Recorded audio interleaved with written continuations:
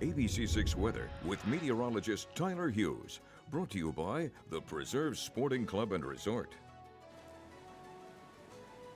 Tracking a few isolated showers out there, at least earlier on this morning. A lot of that activity is now pushed off to our east and is hanging out along the South Shore, Cape, and the islands of Massachusetts. And not really a guarantee even that all of those are reaching the ground.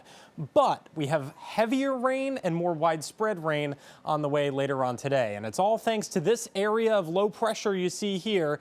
And this makes its way to our area over the next few hours with this warm front hanging out to our south. And that's what's going to bring in a little bit of moisture, and it doesn't bring any of our temperatures up. Spoiler alert. Look at our temperatures later on this afternoon. I think most of us struggle to make it out of the 60s. And keep in mind the average high for this time of year is somewhere in the low 80s in Providence. Some areas could squeak out that 70-degree mark, but if you do, I think it would be relatively brief. Any sunshine you see will be this morning, and in fact within the next couple of hours until 8, 9 o'clock or so. Then the clouds begin to fill in, and then after about lunchtime, that's when we begin to see showers and eventually some heavier rain in the mix as well. So I want to step you through here on Futurecast. Just after noon, you see only the chance for a spot shower, but once we get to 2, 3, 4 o'clock, rain really begins to fill in, and I think we could see some downpours even for the evening commute as well. So this is something to keep in the back of your mind. You may want to pack a rain jacket or an umbrella in the car as you head out the door this morning. And some of this, could continue into tonight too. 9, 10 o'clock. Don't be surprised if you hear the pitter-patter of some downpours.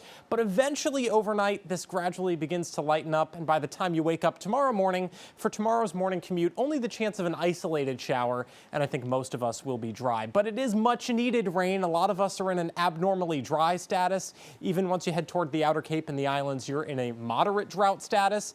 And some areas could pick up to an inch of rainfall as a result of this. This is up from yesterday, which is welcome news.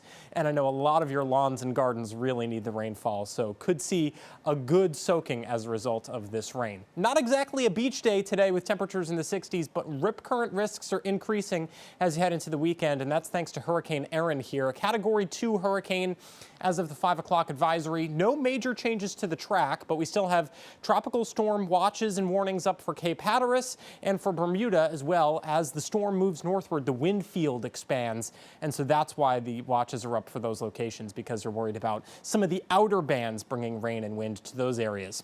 Here at home, though, we have a high surf advisory for all of our south-facing beaches. The concern is increasing waves of 6 to 10 feet. Also localized beach erosion, and we do have a gale watch that went into effect. That's the next step up from a small craft advisory, and I think this will be upgraded to a gale warning as you head into the weekend as well. Rip current risk levels are moderate today, and as Erin makes its closest pass Thursday into Friday, I think these rip current risks will be upgraded to high as well. So here's the 7-day forecast.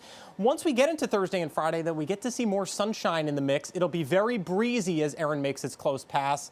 And then, yeah, we're at or around that 80-degree mark Saturday into Sunday. Cara?